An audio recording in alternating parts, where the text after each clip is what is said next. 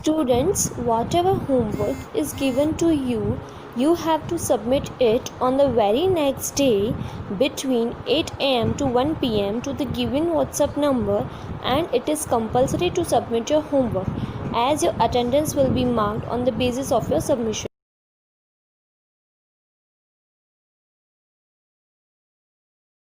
Liquid pressure.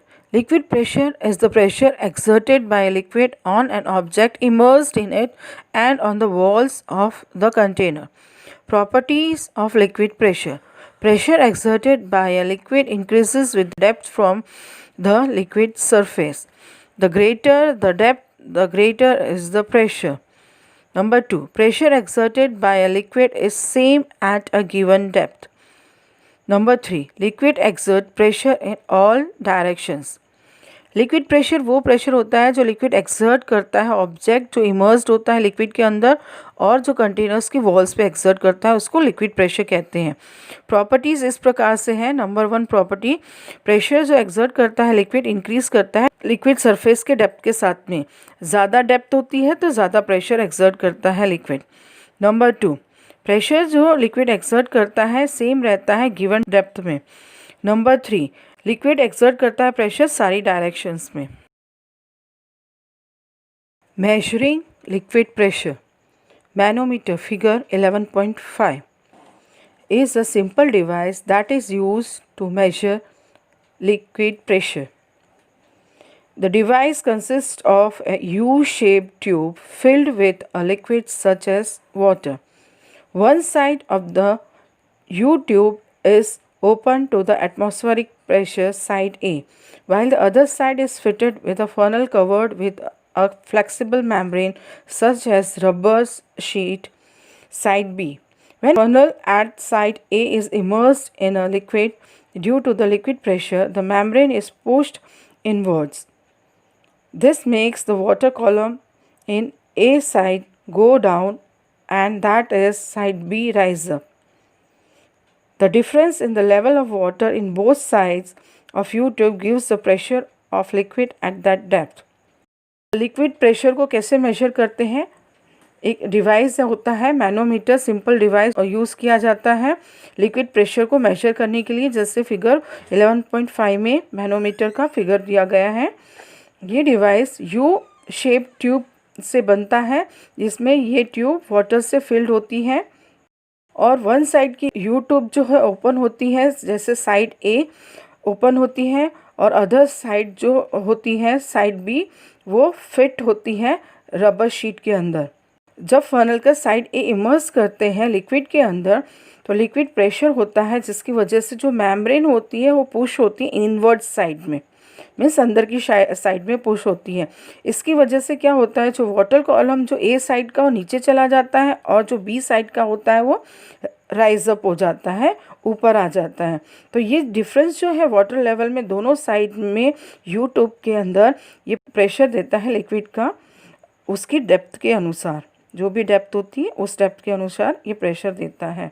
तो हम ये जो मैनोमीटर होता है उससे हम लिक्विड प्रेशर मेजर करते हैं. Real world. A sphygmomanometer is a type of manometer used in hospitals to check blood pressure of the patient. Sphygmomanometer आपने देखा होगा जो एक टाइप का मैनोमीटर है जो हॉस्पिटल्स में बीपी या ब्लड प्रेशर चेक करने के काम में आता है. In this picture you can see sphygmomanometer which is used in hospital to check blood pressure or BP of the patient.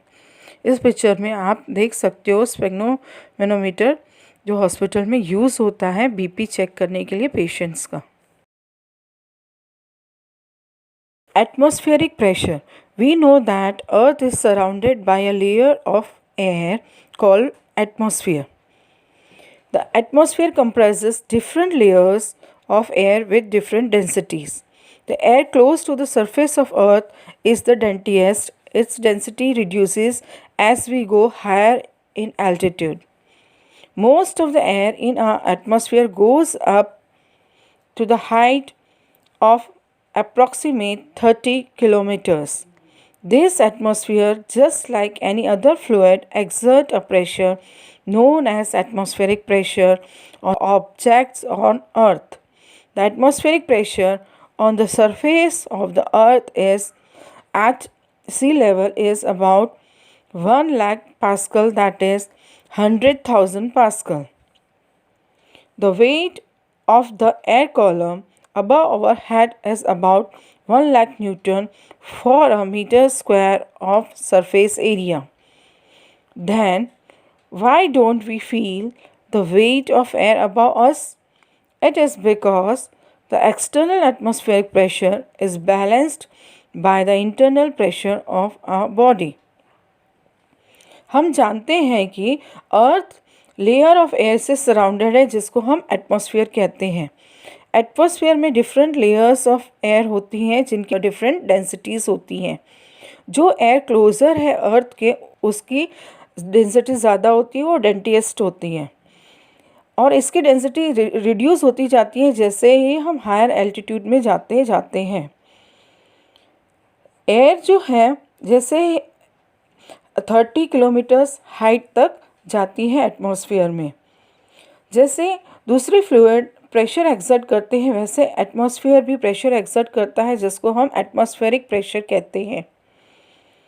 Atmospheric pressure earth surface पे सी लेवल पे 1 लाख पास्कल जितनी होती है. जो वेट है एयर कॉलम का हमारे हेड के ऊपर 1 lakh newton metre square surface area में होती है.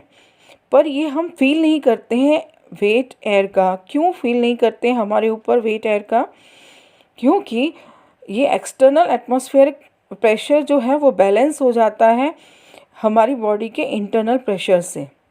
इसीलिए हम वेट फील नहीं करते हैं अपने ऊपर. Barometer. Atmospheric pressure can be measured using a device called barometer. A simple mercury barometer is made up of long glass test tube filled with mercury and inverted on a trough of mercury as shown in figure 11.6. The space above the mercury column is a vacuum. The length of the column of mercury turns out to be 76 centimeter. Here the atmospheric pressure acting downwards on the trough of the mercury is balanced by the weight of the mercury column in the test tube. Therefore, 1 atmosphere is equal to 76 centimeter of mercury. Modern days barometers are much smaller than the mercury barometers. Atmospheric pressure को major करने के लिए device use होता है जिसको हम barometer बोलते हैं.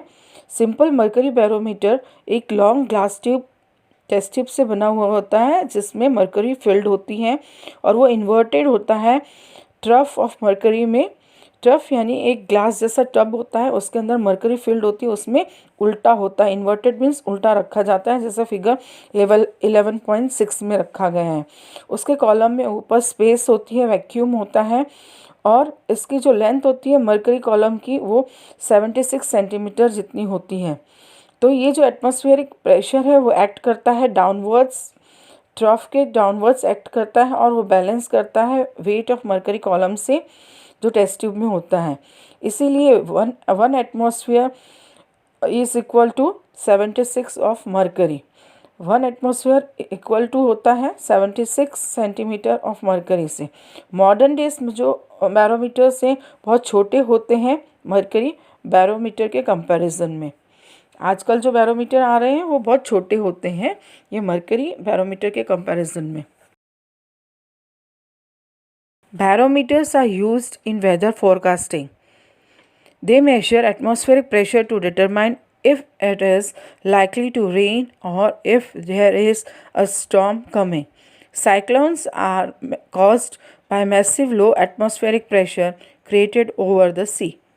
बैरोमीटर यूज़ होते हैं वेदर फोरकास्टिंग में मेजर करने के लिए एटमॉस्फेरिक प्रेशर जो डिटरमाइन करता है कि रेन होगी, स्टॉर्म आएगा या साइक्लोन आएगा. साइक्लोन कॉज होता है जब एटमॉस्फेरिक प्रेशर बहुत लो होता है सी के साइड में, तभी साइक्लोन आता है. Application of pressure in daily life. It is difficult to cut a wood with a blunt axe. A sharp axe has a blade with less area and thus exerts more pressure on the wood.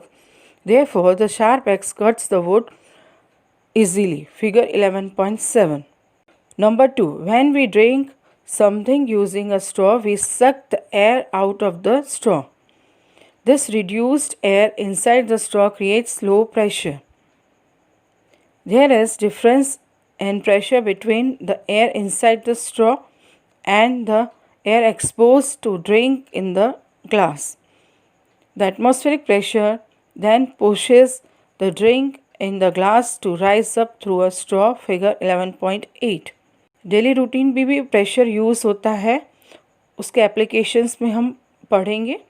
Number 1, blunt x से would काटना बहुत difficult होता है, लेकिन sharp x से बहुत easily हम काट सकते हैं, क्योंकि जो ब्लेड होता है शार्प ब्लेड, उसका जो सरफेस एरिया वो लेस होता है, तो ज़्यादा प्रेशर एक्सर्ट करता है वुड के ऊपर, इसीलिए हम इजीली वुड को कट कर सकते हैं, जैसे 11.7 में हम देख रहे हैं. नंबर 2, किसी भी चीज़ को हम स्ट्रॉ से पीते हैं तो हम जो एयर है वो सक आउट करते हैं स्ट्रॉ से. इसमें जो रिड्यूस्ड एयर होती है वो स्ट्रॉ के अंदर लो प्रेशर क्रिएट करता है. ये जो डिफरेंस होता है एयर का स्ट्रॉ के अंदर और एयर का डिफरेंस बाहर जो ग्लास के अंदर जो होता है ड्रिंक, उसके बीच में हाई प्रेशर होता है, लो प्रेशर स्ट्रॉ के अंदर होता है. तो ये डिफरेंस की वजह से वो क्या करता है, ड्रिंक को स्ट्रॉ के अंदर पुश करता है और जिससे हम लेवल राइज अप होता है और हम पी सकते हैं, जैसे 11.8 में हम देख रहे हैं. Number 3. When dams are built, the base is made much thicker and this thickness gradually decreases to the top of the dam. The thick base of the dam is to withstand the high pressure of the water released from the reservoir. Figure 11.9.